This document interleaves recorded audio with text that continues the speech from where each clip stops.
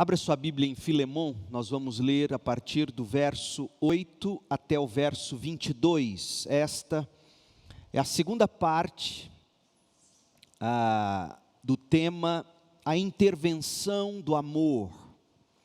A intervenção do amor. Hoje pela manhã nós caminhamos por esse texto, por alguns desses versículos, especialmente os versos 9 e 10.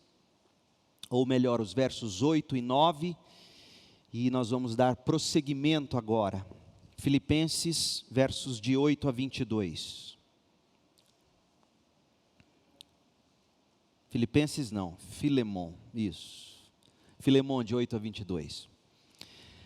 Por isso, ainda que pudesse exigir em Cristo que você faça o que é certo, Filemon, prefiro pedir com base no amor. Eu, Paulo, embaixador, presbítero, ou já velho e agora prisioneiro de Cristo Jesus. Suplico que demonstre bondade a meu filho Onésimo, tornei-me pai dele na fé, quando estava aqui na prisão.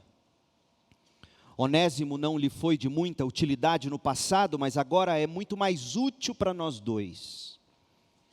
Eu o envio de volta a você e com ele vai meu próprio coração. Gostaria de mantê-lo aqui comigo enquanto estou preso por anunciar as boas novas. Assim, Onésimo me ajudaria em seu lugar.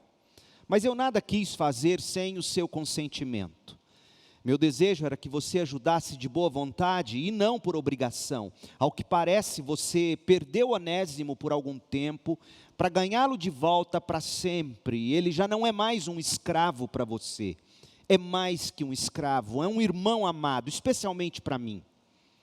Agora ele será muito mais importante para você como pessoa e como irmão no Senhor. Portanto, se me considera seu companheiro na fé, receba Onésimo como receberia a mim.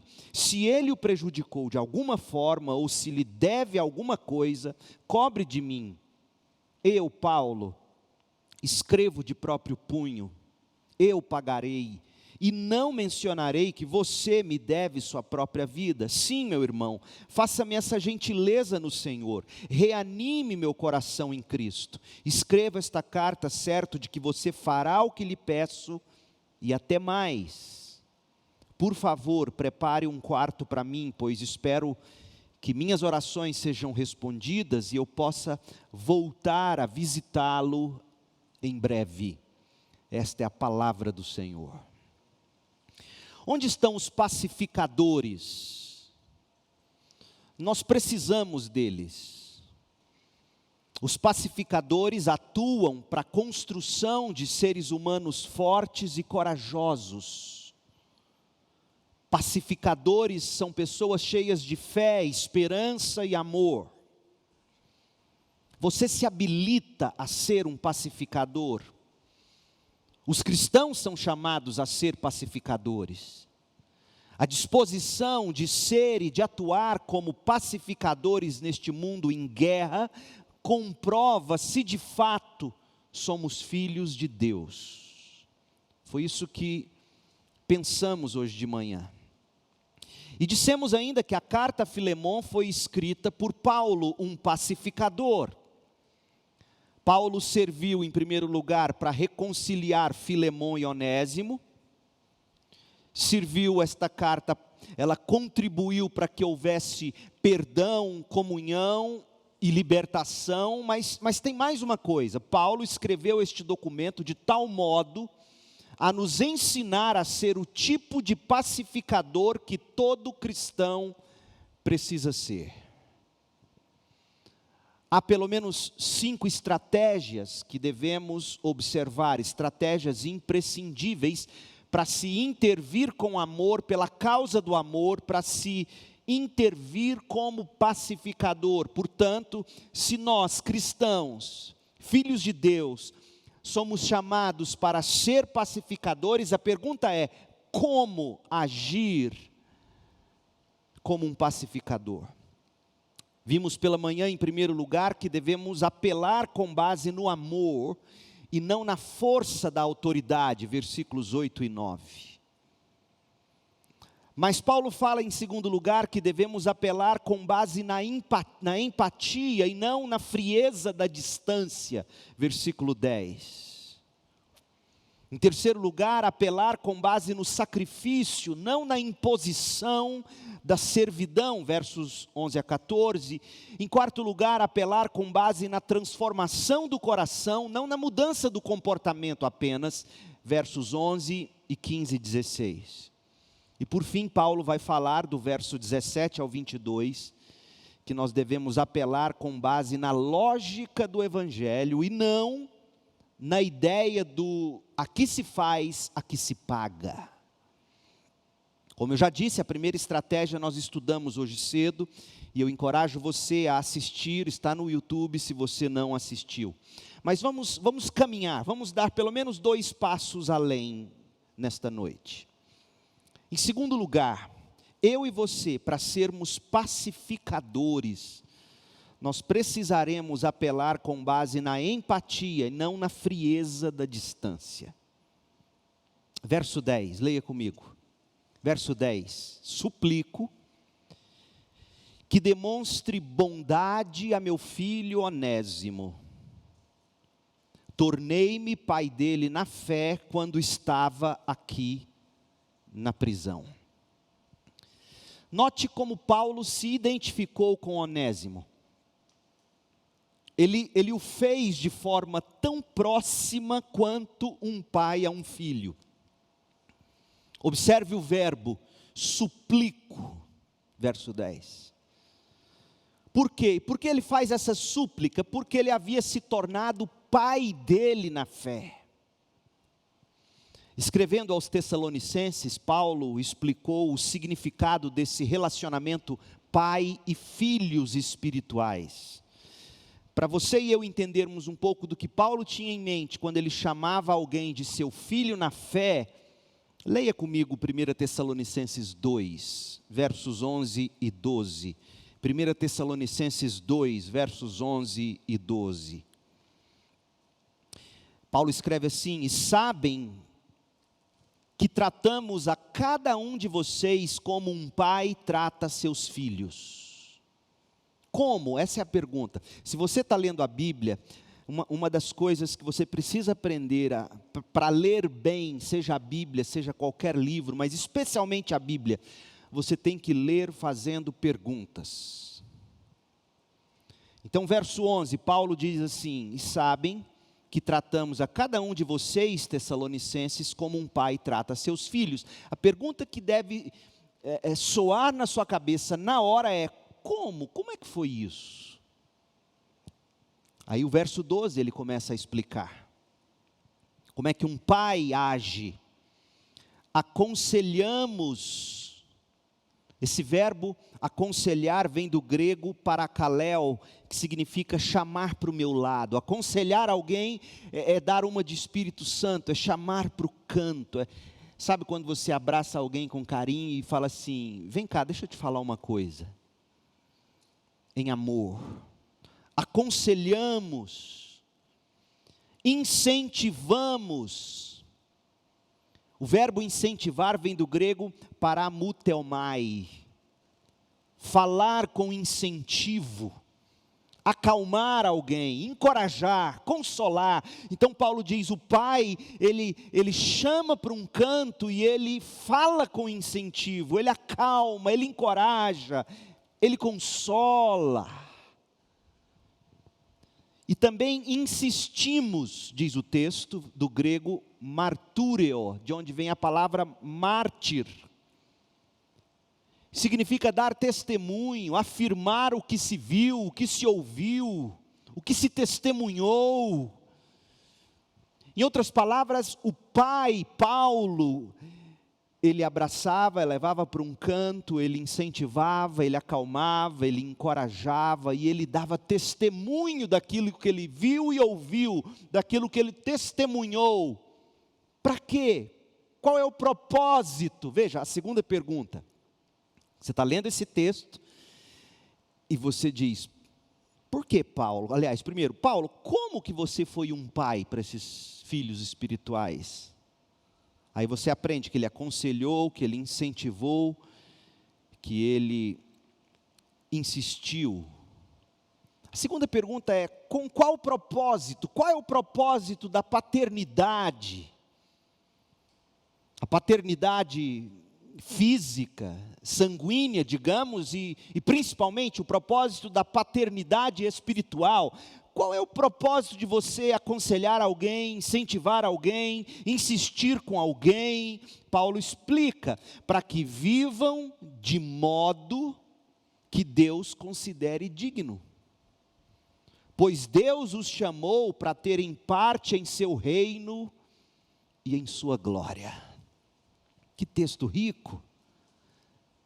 Tudo isso para dizer que foi assim que Paulo se aproximou e foi assim que Paulo conviveu com Onésimo.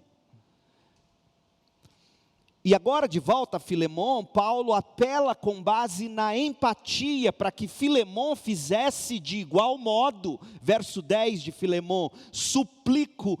Adivinha de onde vem a palavra suplico? É a mesma palavra que Paulo usou lá em Tessalonicenses, quando ele falou aconselhando.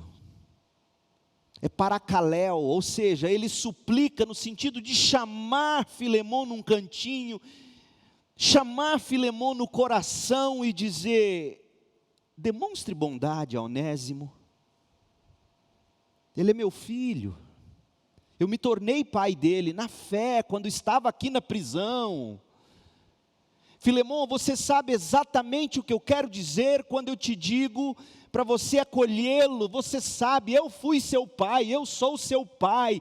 Da forma como eu te tratei, é que eu quero que você trate esse homem, Onésimo. Gente, eu quero que você entenda quão difícil isso era para Filemon. Na cabeça de Filemon, Paulo estava tomando o partido de Onésimo. Se ele estivesse pensando carnalmente, ele poderia dizer: pronto, Paulo tomou o partido de Onésimo e nem me ouviu. Não seria assim que a gente trataria esse caso? E Paulo então, por isso ele apela com base no amor, como vimos, e não na autoridade.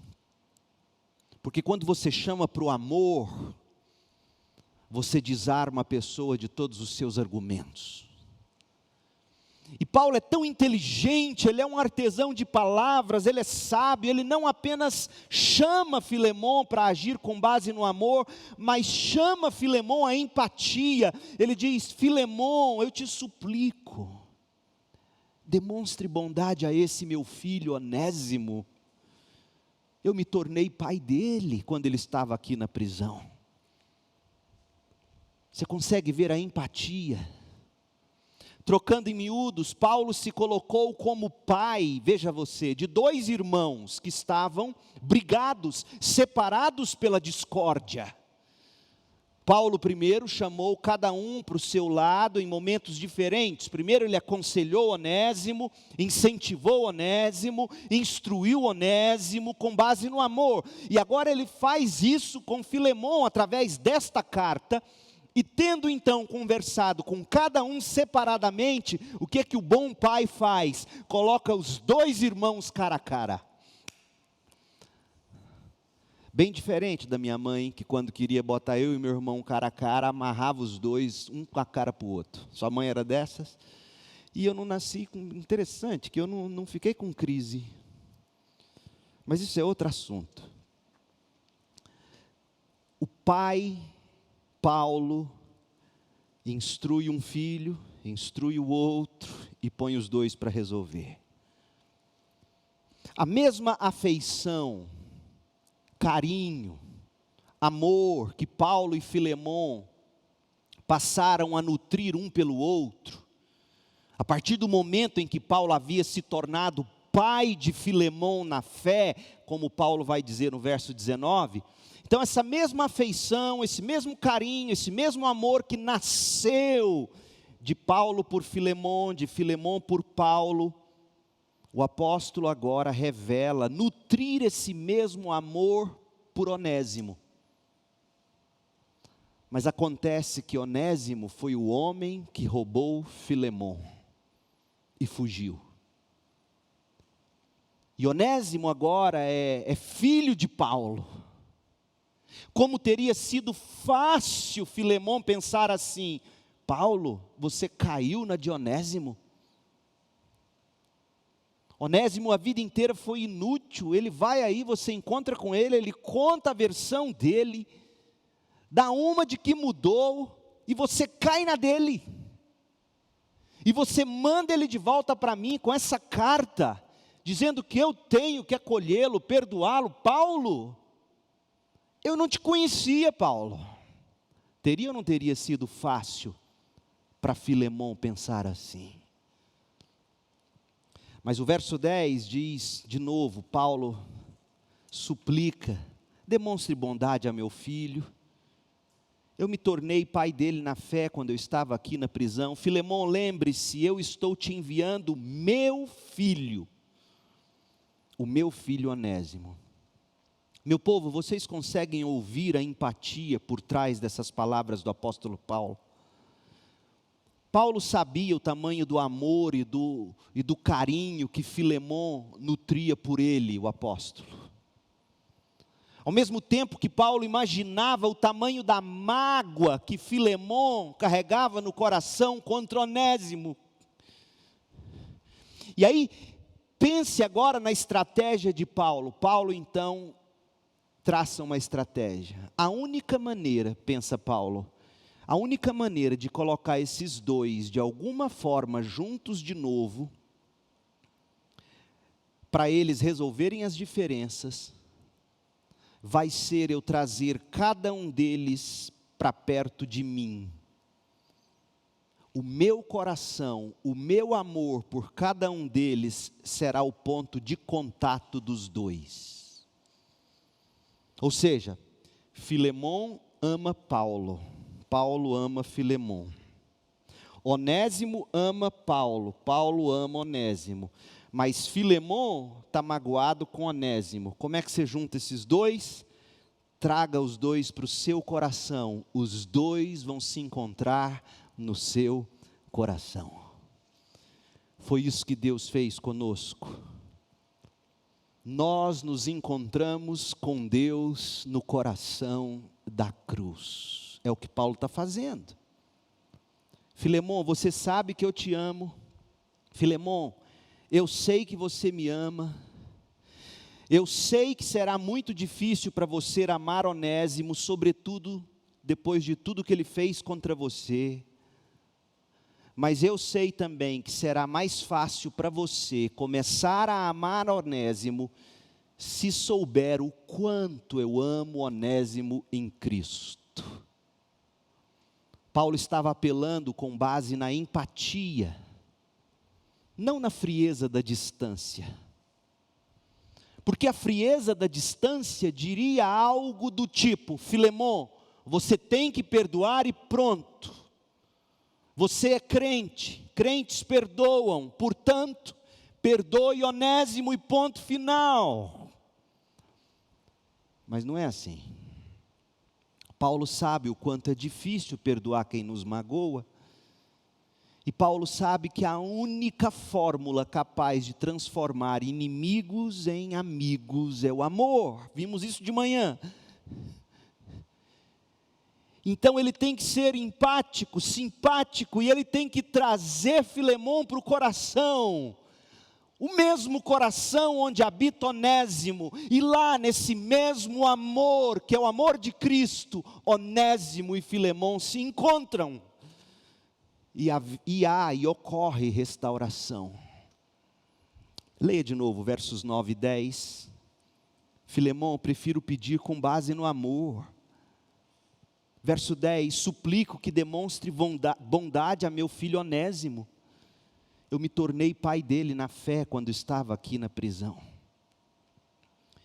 Esse é o tipo de empatia que será capaz de construir pontes entre abismos que separam pessoas que se feriram e depois cada uma seguiu o seu caminho para bem longe uma da outra.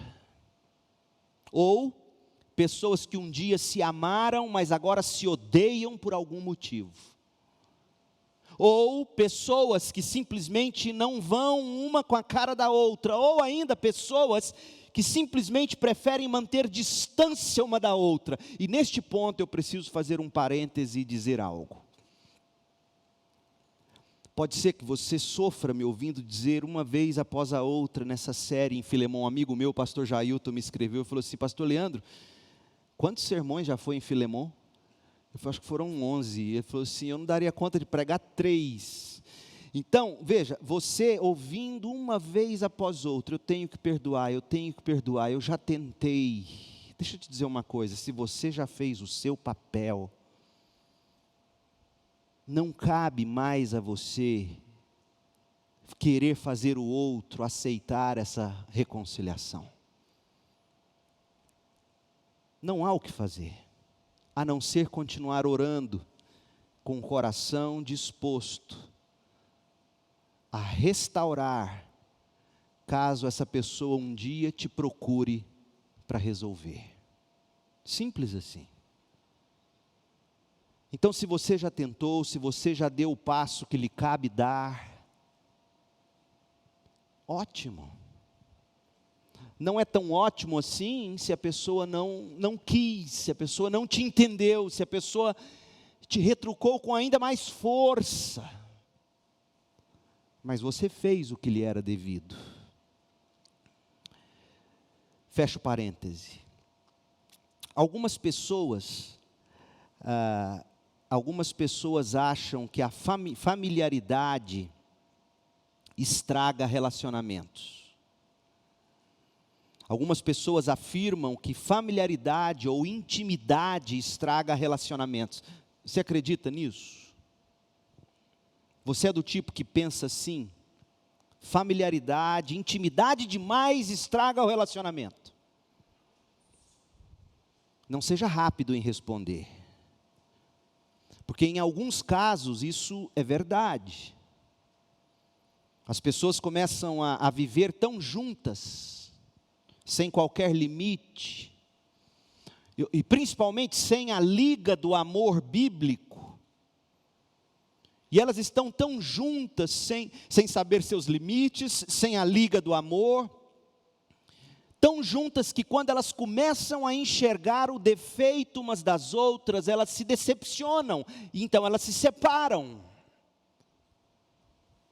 Mas na família cristã, entre o povo de Deus, isso não pode, não deve ser verdade. Familiaridade ou intimidade com fé, esperança e amor, é o desejável para que haja amizades perfeitas, casamentos perfeitos, famílias perfeitas, um mundo perfeito. Porque é a frieza da distância que estraga relacionamentos, não é a intimidade. A ausência de amor e de gentileza que a proximidade promovida pelo Evangelho é capaz de produzir entre as pessoas que vivem em comunhão, é o único solvente capaz de dissolver qualquer rusga. Esse amor que brota da intimidade, essa empatia que é nutrida pelo amor de Cristo, são os únicos solventes capazes de dissolver rusgas, má impressões, ideias equivocadas, percepções negativas, que geralmente nós nutrimos por aquelas pessoas mais distantes da gente e que vemos falar ou agir de uma forma que a gente não gosta, e aí a gente prefere manter a distância, porque ela é tão diferente daquilo que eu julgo ser o ideal, que eu prefiro não me aproximar. Deixa eu te dizer uma coisa, isso não é cristianismo. Porque Deus se fez homem e se aproximou de um tipo tão diferente dele, o ser humano caído em pecado. Veio para o que era seu, mas os seus não receberam. E ainda assim ele foi ao encontro de novo e de novo. E João capítulo 13 diz que já tendo amado os seus discípulos, ele os amou de novo, os amou até o fim. Você já teve a experiência de julgar alguém apenas pela primeira impressão, ou pelas primeiras impressões? Tem gente que é assim, bate o olho na pessoa, vê os 3 jeitos da pessoa, o jeito dela se vestir, o jeito dela se falar, o jeito dela se comportar, e pronto, já emite uma lei e diz, é assim, o santo dela não bate com o meu. Deixa eu te contar um segredo, crente não tem santo. Crente tem o Espírito Santo, que é capaz de quebrar barreiras e diferenças. Eu sou do tipo, que quando eu encontro alguém, quando o meu velho homem, porque eu tenho um velho homem, não é porque eu sou pastor que eu não, e esse meu velho homem é bruto. Quando eu vejo alguém, que meu velho homem diz, eu não fui com o santo daquela pessoa, eu tenho que imediatamente virar para esse velho homem e dizer, nós não temos santo, nós temos o Espírito Santo. Você vai se aproximar e você vai conhecer, e você vai entender de onde vem aquela pessoa, e você vai amar. É assim que o crente faz. Então, você já deve sim ter tido a experiência de julgar alguém apenas pela primeira aparência, ou pelas primeiras impressões. Mas se você foi além disso, depois de ter relutado por um tempo, você então resolve se aproximar. E aos poucos você passa a gostar da pessoa. E pelo Espírito Santo de Deus agindo em você, quando você se dá conta, aqueles, entre aspas, defeitos, já não te perturbam mais, já não te escandalizam tanto. Por quê? Porque agora você colocou amor no relacionamento. E mesmo se os defeitos da pessoa ainda te incomodam, eles não te afastam da pessoa, pelo contrário, você se motiva em amor, tentar ajudar aquela pessoa a mudar no Evangelho. Tem que ser assim, crente, deve ser assim, principalmente na igreja, especialmente na Segunda Igreja Batista em Goiânia. Nós apelamos com base na empatia, não na frieza da distância. A empatia que une as pessoas em amor, é a única forma de se dissipar a aversão, o ressentimento, a raiva, ou mesmo o ódio que tantas vezes nós carnalmente sentimos pelas pessoas. Portanto, tente se aproximar. Mas se você não conseguir se aproximar de Onésimo, porque ele te feriu demais, ele te machucou demais, e na vida isso vai acontecer o tempo todo, recorrentemente. Eu não consigo me aproximar de Onésimo, ele me machucou muito, eu sei, eu entendo. Então faça o seguinte: aproxime-se de Paulo, que ama Onésimo. E Paulo vai ajudar você a perdoar e amar Onésimo. É por isso que a gente precisa da igreja, porque tantas vezes eu não vou conseguir perdoar Onésimo de primeira. Mas eu vou precisar que o Paulo que convive comigo na mesma comunidade de fé, e aqui fica um apelo a quem nos assiste, encontre uma igreja local, viva na igreja local. Porque tantas vezes você não vai conseguir amar e perdoar Onésimo, você vai ter que chegar a Paulo, que ama Onésimo e ama você, e o seu ponto de contato com o Onésimo, que requer o seu perdão, e que quer e merece o seu amor em Cristo, esse ponto de contato vai ser o amor do Paulo por você e por Onésimo. Está claro isso? Algum tempo atrás, um instituto de pesquisa publicou os resultados de um estudo nos Estados Unidos sobre amizade. e o número de amigos que um americano comum costuma ter. Os números são preocupantes. Ouça, para cada 100 amigos, um afrodescendente americano só possui 8 amigos brancos. Ou seja, cada negro americano, dos 100 amigos que o negro americano tem, dos 100, apenas 8 são brancos. E pasmem, nenhum asiático. E para cada 100 amigos, um americano branco só possui um amigo afrodescendente. Gente, essa enorme distância racial em uma mesma nação é desastrosa, como nós temos testemunhado ao longo dos anos, especialmente em meses mais recentes, depois da morte daquele cidadão, o Floyd, em Minneapolis, Minnesota. Mas não se iluda, essas coisas acontecem aqui no Brasil, entre nós mesmos e até na igreja. E não pensem vocês que eu estou falando apenas de raça ou de cor da pele. Tantas vezes, alguém não se aproxima do outro simplesmente porque não foi com a cara dele ou dela. Eu estou mentindo? Isso não é cristão.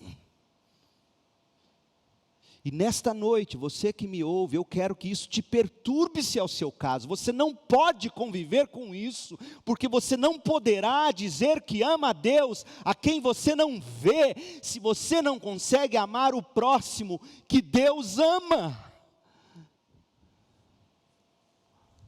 Deixa eu te dar um exemplo simples, bobo, talvez a maioria não entenda, mas alguns vão entender.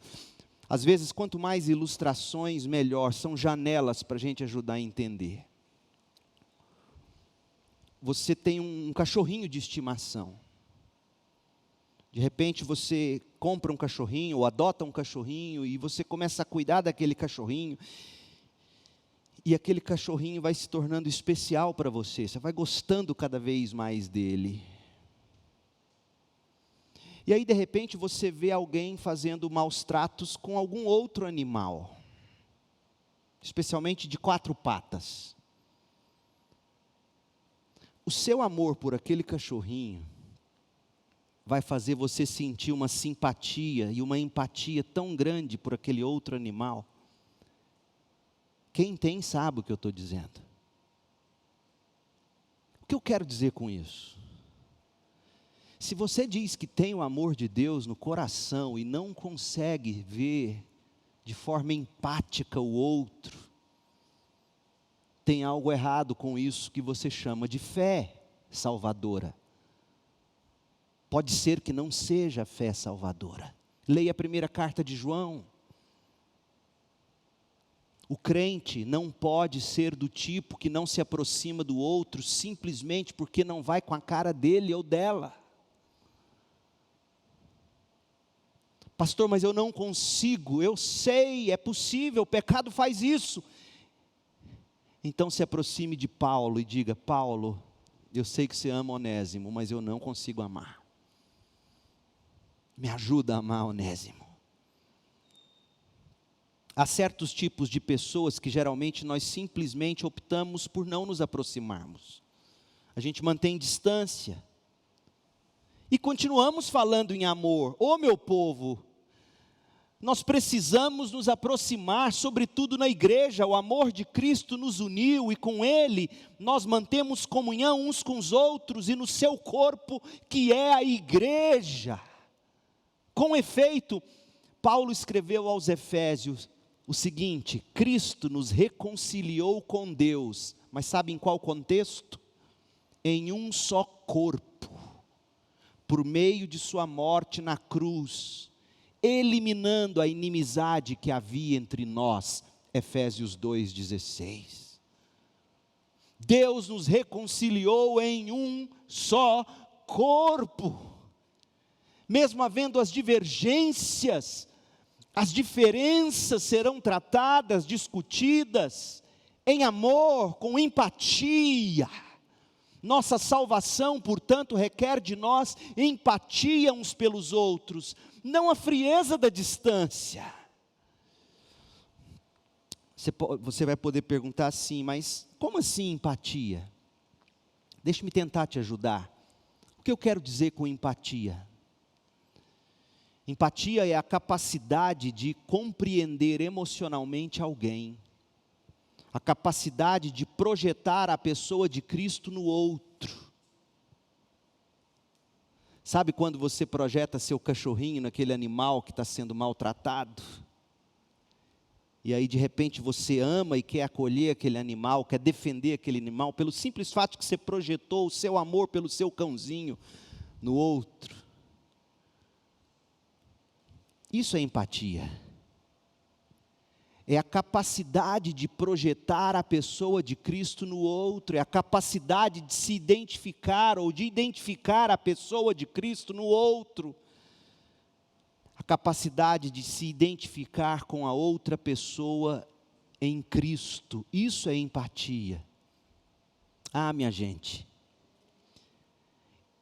você pode dizer o seguinte, olha, mas com aquela pessoa eu só tenho Cristo em comum. Eu já vi crente dizer isso. Como que dizendo, olha, nada me une, só Cristo. Eu olho e falo, meu Deus. Mas deixa eu te dizer uma coisa. Se você só tem Cristo em comum com uma pessoa, você tem tudo que de fato importa. E aqui eu vou falar especialmente para quem namora descrentes. Você pode ter tudo em comum com ele ou com ela. Mas se vocês não têm Cristo em comum, vocês têm nada em comum. Acorde. Porque se você tem, ou se a única coisa que você tem com alguém, a princípio, é Cristo, você tem tudo o que de fato importa para uma verdadeira comunhão. Cristo é tudo, Cristo é o que importa. Filemon, você não tem nenhuma simpatia por Onésimo. Eu entendo, ele foi inútil a vida inteira. Ele roubou, ele fugiu, ele te traiu. Eu entendo, você tem nada em comum com ele, mas agora vocês têm Cristo. Ele é seu irmão. Acolha e perdoe. Nós aprendemos com Paulo que justiça, vimos isso de manhã, justiça é o amor, restaurando o amor ao devido equilíbrio. Olhamos para a vida de Martin Luther King. Justiça, Paulo ensina, requer empatia, não distância. Meu povo, não dá para julgar alguém à distância sem alguma empatia. Deixa eu te dizer isso. E agora eu vou entrar num campo filosófico que eu posso ser chumbado, mas vamos lá. Quem disse? Martim Lutero dizia, quando Deus quer humilhar alguém, põe ele para pregar ou para escrever um livro. Então vamos lá. Justiça, quando eu olho para a Bíblia, justiça não é uma mulher com olhos vendados, como que representando a imparcialidade da justiça. Justiça não é uma mulher com olhos vendados, tendo em uma das mãos a espada, representando força, poder, coragem para impor o direito, e na outra mão uma balança com os pratos nivelados, representando o nivelar do tratamento jurídico de todos por igual. Aliás, uma curiosidade, a justiça do Brasil, aquela escultura localizada em frente ao prédio do Supremo Tribunal Federal em Brasília, não traz a balança. Você já notou isso? Sabe como é que é a imagem a escultura da justiça do nosso país? A escultura brasiliense tem os olhos vendados, como todas as demais.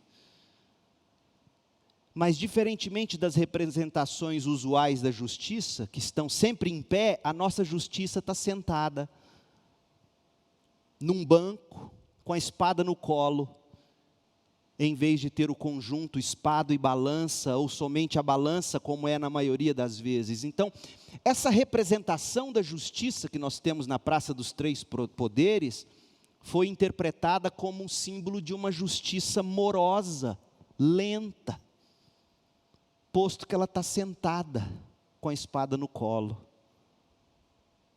Outra interpretação é a de que não, é uma justiça que acabou de cumprir o seu papel e se assentou para descansar. Como eu gosto muito de arquitetura e de símbolos e de imagens, eu ainda fico com a pergunta: cadê a balança representando o nivelamento do tratamento jurídico de todos por igual? É algo para se pensar. Mas esse não é o nosso tópico. O nosso assunto é que a justiça não é uma mulher em pé, com olhos vendados, portando um conjunto de espada e balança, ou somente uma balança. O que é justiça para o cristão? Justiça é a imagem de um cristão, seja ele homem ou mulher, de olhos bem abertos, que a tudo vê, coração cheio de amor e de empatia pelo próximo, Bíblia em uma das mãos, enquanto a outra mão está estendida para ajudar, socorrer ou acolher os que sofrem injustiça. Por isso o cristão apela com base na empatia, não na frieza da distância. Aproxime-se, crente, e ame primeiro, e depois haja para ajudar. E se você não conseguir, se Onésimo é difícil demais para você engolir por enquanto, chegue em Paulo e diga: Paulo, eu não consigo, me ajuda, porque eu sei que você ama Onésimo e também me ama. Você já pensou como seria diferente nossa igreja? Você já pensou como seria diferente sua casa, seu lar, seus relacionamentos, a nossa sociedade? Então, em primeiro lugar, apele com base no amor, não na força da autoridade. Em segundo lugar, apele com base na empatia, não na frieza da distância. E em terceiro lugar, apele com base no sacrifício, não na imposição da servidão. Leia comigo os versos 11 a 14 de Filemon. Filemon de 11 a 14. Paulo diz assim: Filemon, Onésimo não lhe foi de muita utilidade no passado, mas agora ele é muito útil para nós dois. Olha o coração de Paulo como ponto de contato. Onésimo não é só importante para mim, Onésimo não é só importante para você, Onésimo é importante para nós dois. E nós dois, acolhendo Onésimo, nos tornamos três. E assim é o corpo de Cristo. Eu o envio de volta a você. E com ele vai meu próprio coração. Gostaria de mantê-lo aqui comigo enquanto estou preso por anunciar o Evangelho, as boas novas. Assim, Onésimo me ajudaria em seu lugar. Mas eu nada quis fazer sem seu consentimento. Meu desejo era que você ajudasse de boa vontade e não por obrigação. É possível que se leia essa carta, ouça bem você, é possível que se leia essa carta e não se leve em consideração o sacrifício que envolvia cada uma das três partes envolvidas. O sacrifício que foi devido a Paulo, o sacrifício que foi devido a Filemon, o sacrifício que foi devido a Onésimo. É possível a gente ler essa carta e não enxergar que os três, para que houvesse perdão, restauração, reconciliação, paz, para que tudo isso acontecesse, os três, cada um deles sacrificaria alguma coisa. E deixa eu te contar uma história. Não haverá paz se todas as partes envolvidas não sacrificar alguma coisa. Nunca haverá. E eu me adianto para dizer, o opressor sacrifica, mas o oprimido também sacrifica. Quem ofendeu sacrifica, mas também quem foi ofendido sacrifica.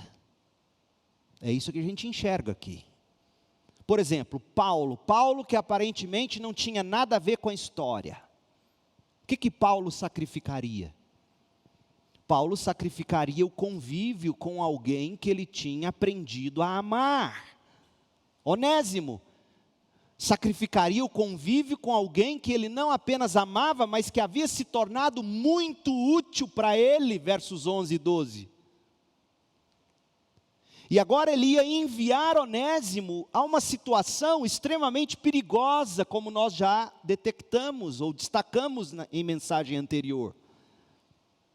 Portanto, o que Paulo sacrificaria? Paulo sacrificaria o convívio com alguém que ele amava, para ensinar que só o amor cristão estabelece a justiça. Todos têm que sacrificar. Filemon, o opressor. Filemon, por sua vez, sacrificaria a reputação dele, a posição social dele. Por quê? Porque ele não puniria Onésimo como era estabelecido pela lei romana. Filemon sacrificaria um bem material. Escravos eram propriedades valiosas. Filemon sacrificaria o valor que ele poderia receber como parte da restituição que Onésimo pagaria para ele. No mínimo, Onésimo trabalharia por muitos outros anos pagando de volta tudo que lesou. Filemon sacrificaria a subsistência. Porque pense você, uma vez perdoando Onésimo, será que ele conseguiria manter os outros escravos? Eu tenho minhas dúvidas. Ao perdoar e libertar Onésimo, nunca mais Filemon olharia para os escravos da mesma maneira.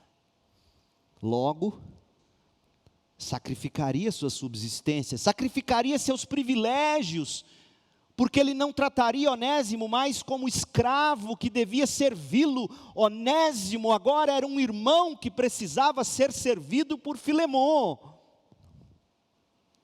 Filemon deveria se sacrificar para que o amor fizesse justiça. Gente, da perspectiva dos oprimidos, alguns poderão dizer de forma fria e distante, sem qualquer empatia: ora, essas coisas Filemon deveria realmente perder ou sacrificar. Aquelas não eram perdas coisas nenhumas.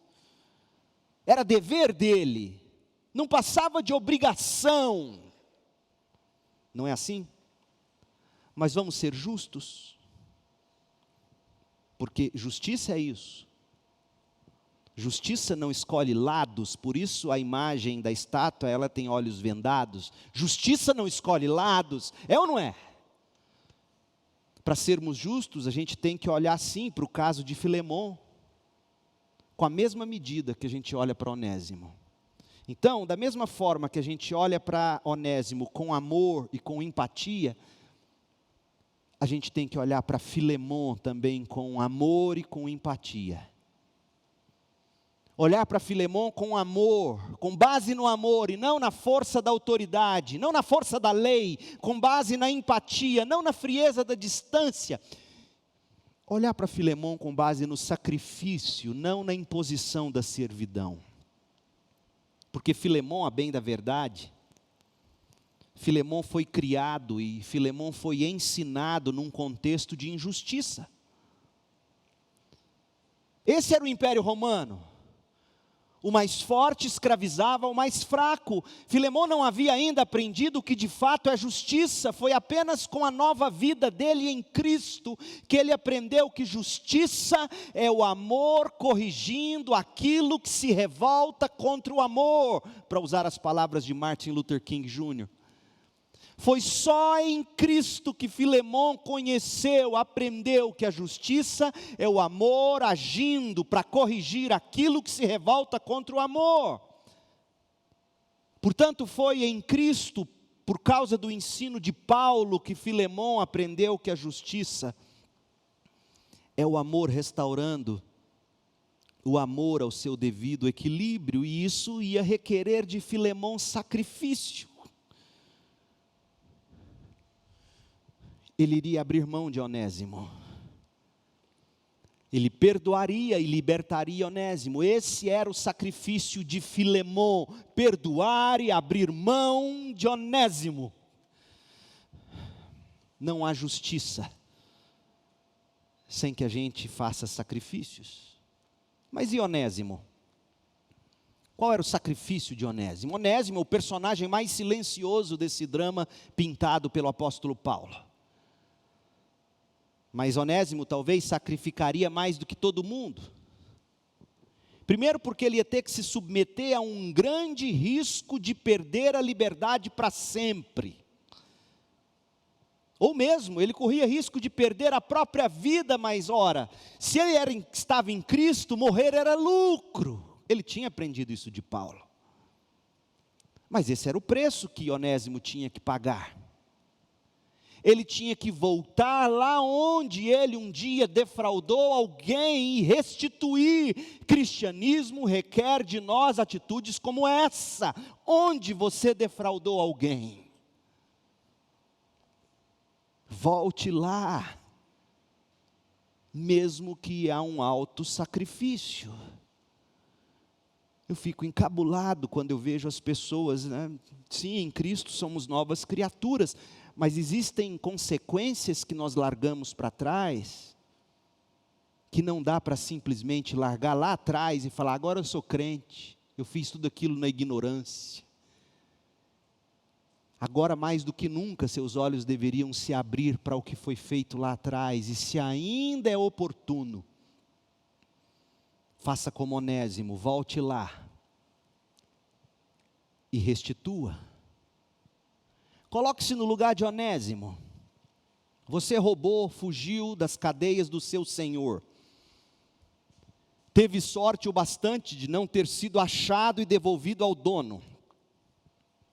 Encontra-se com ninguém menos do que Paulo, ouve Paulo pregando, crê no evangelho de Paulo, experimenta uma nova vida, um novo nascimento de paz e de liberdade no coração. Você começa a amar Paulo, começa a servir Paulo. Você vê Paulo escrevendo cartas, porque é provável, você já se deu conta disso? Efésios foi escrito da prisão, é provável que Onésimo tenha visto Paulo escrever Efésios, eu me arrepio. Colossenses, você vê Paulo escrevendo cartas, você vai aprendendo uma nova maneira de ver a vida, e um dia Paulo vira para você e diz assim, Onésimo, eu preciso de um favor seu. Claro, Paulo, qualquer coisa você responde. Paulo diz para você que acabou de escrever uma carta e precisa que você entregue essa carta com urgência. Claro, eu entrego, aonde? A quem? Você responde. Paulo olha para você e diz, eu quero que você entregue essa carta a Filemão. Aí você acha que ouviu Paulo falar alguma coisa que você não entendeu. Você não entendeu? Você fala, qual Filemão, Paulo? Aí Paulo explica, o Filemão que nós dois temos em comum, o nosso irmão em Cristo, aquele que ainda é seu Senhor aqui na terra. Eu escrevi nessa carta que ele tem que te perdoar e tem que te dar a liberdade, que tem que te receber não mais como um escravo, mas como irmão, mas você tem que ir lá, entregar essa carta, pedir perdão. Pega essa carta e entregue a Filemão, por favor, você faria isso? Imagine, é aqui que a gente descobre que Onésimo de fato era crente. Sabe por quê? Porque se Paulo escrevesse uma carta como essa e entregasse para o Leandro, Leandro, leva para Filemão, sendo eu o Onésimo, eu teria tido grandes dificuldades. E você? Seja honesto, não me julgue. Você poderia dizer: Paulo, ele não precisa de mim, ele tem tantos outros. Você pode até mandar essa carta, mande Arquipo levar essa carta, encontra alguém, Tito, Timóteo, sei lá, vai chegar até melhor lá essa carta, deixa eu aqui com você, ele vai me perdoar, não, vamos dar um jeitinho nisso, Paulo. Aí Paulo explica que a vida cristã,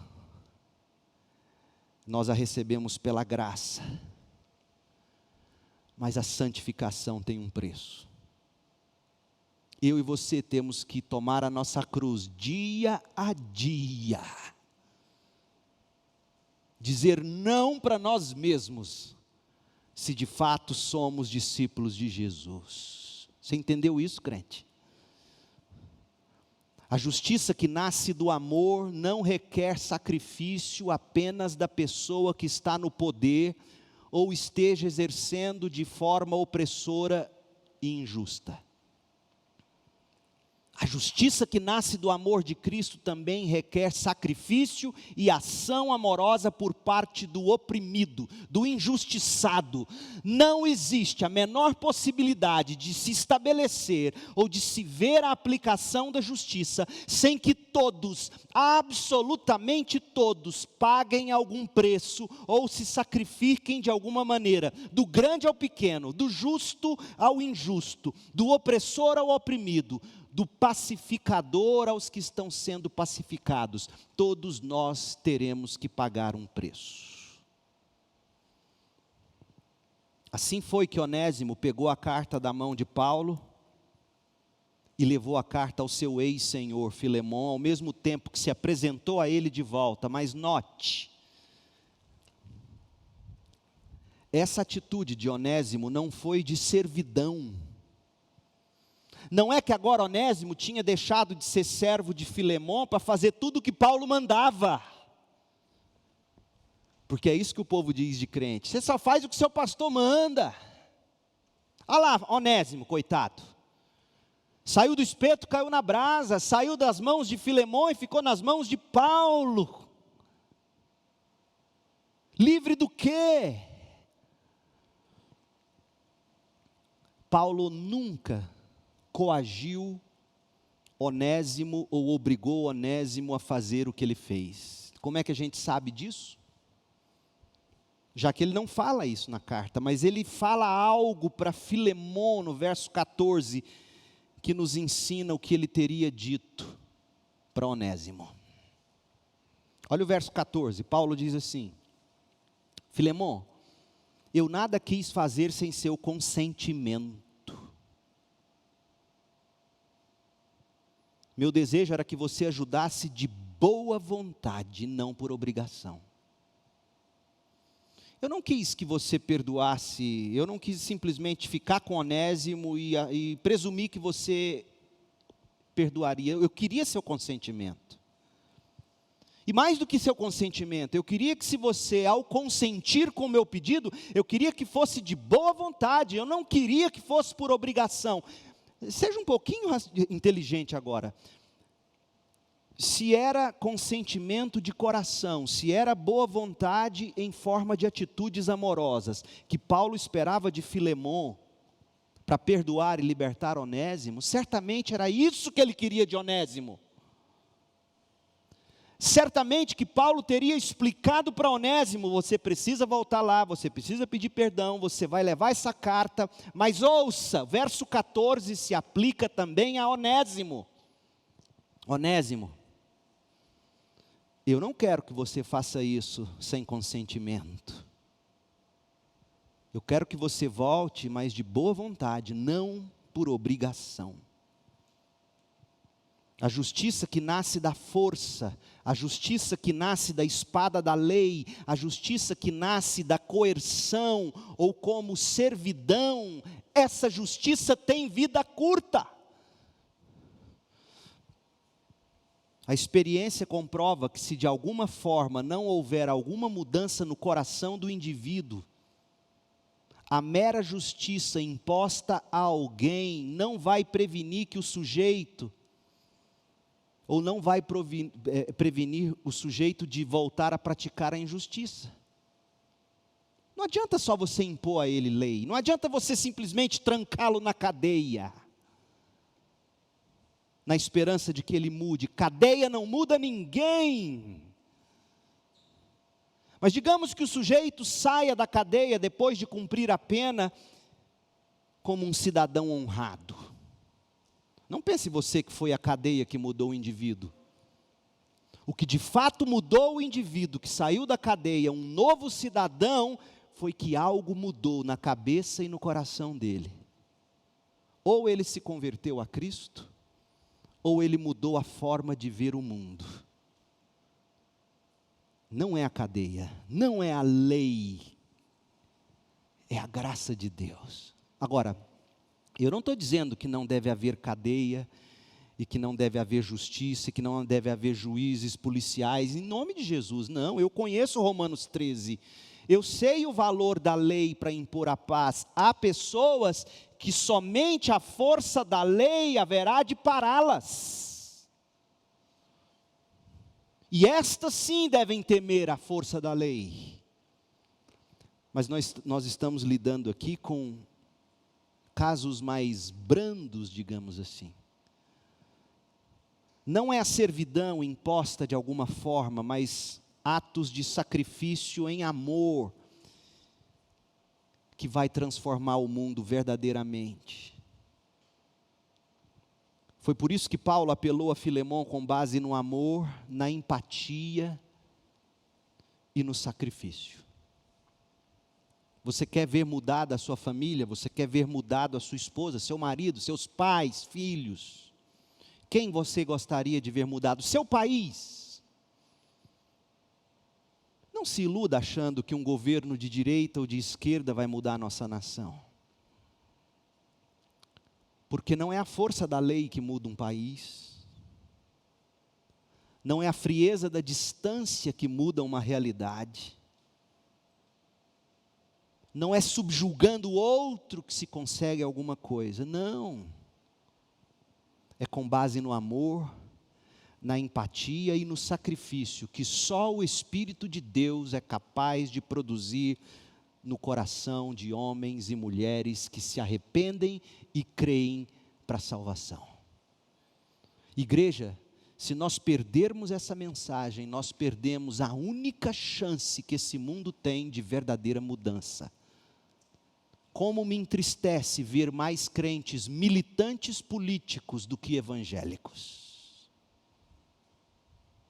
Se você soubesse ler, crente, e se você lesse de coração aberto a carta a Filemão, você deixaria de ser canhoto ou destro, e seria cristão.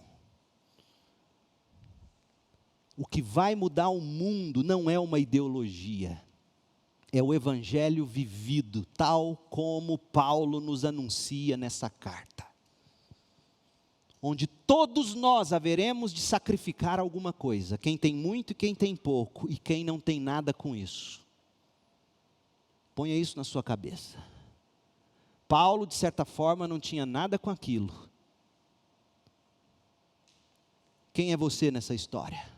Paulo, Onésimo, Filemão, nós três haveremos de pagar um preço, com base no amor, na empatia e no sacrifício. Tenta colocar isso em prática essa semana. Tenta mudar a estratégia de lidar com seu filho, mas seja verdadeiro. Olhe nos olhos do filho ou da filha em algum momento e diga: olha, eu vou agir em amor, mas se a partir daqui você quiser seguir seu caminho, você vai seguir e vai colher as consequências. Porque tem muito papai e mamãe que, na verdade, acoberta a rebeldia de filho. Uma coisa é você amar. E amar faz como fez o pai do filho pródigo, e eu disse hoje de manhã. É isso que você quer? Tá. Então você pega o que é seu, segue seu rumo, e aqui fico eu, te amando, mas eu não tenho como andar nesse caminho com você. É assim que Deus age. Mas tem pai que acha que vai resolver no grito, na força, na autoridade, no braço. Depois arrepende da dose, aí dá um jeitinho aqui, dá um jeitinho ali. E eis aqui Paulo. O mesmo Paulo que fez tudo isso, eu tenho certeza, se depois de tudo que ele disse, Onésimo virasse para ele e falasse assim: Paulo, mas não vou seguir esse caminho não. Eu tenho certeza, ele teria dito: então você segue para a esquerda, eu vou para a direita.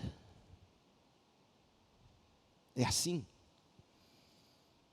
Que Deus tenha misericórdia de nós e nos ensine a viver, a ser e a agir com base no amor, na empatia e no sacrifício. Feche seus olhos. Ore comigo. Pai, em nome de Jesus. Ó Deus, como o nosso tempo precisa desta carta.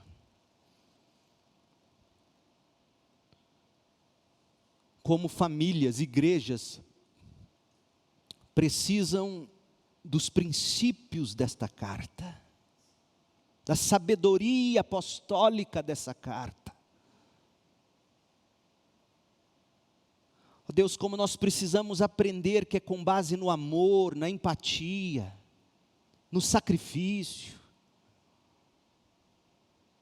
não é impondo, não é mantendo distância, não é subjugando pela força. Ó Deus, mas mais do que esse ensino, nós precisamos do Seu Espírito abrindo os nossos olhos para esse ensino, abrindo o nosso coração para o Evangelho de Jesus Cristo, para a mensagem da cruz de que Deus se fez carne, se identificou conosco, viveu uma vida sem pecado, sacrificou-se em amor, cheio de empatia, para que todo aquele que nele crê tenha uma nova vida, uma vida que não perece, uma vida que produz frutos. Ó Deus, abra os olhos e os ouvidos dos que me ouvem para este Evangelho. Que haja arrependimento e fé, e nova vida, em nome de Jesus. Amém.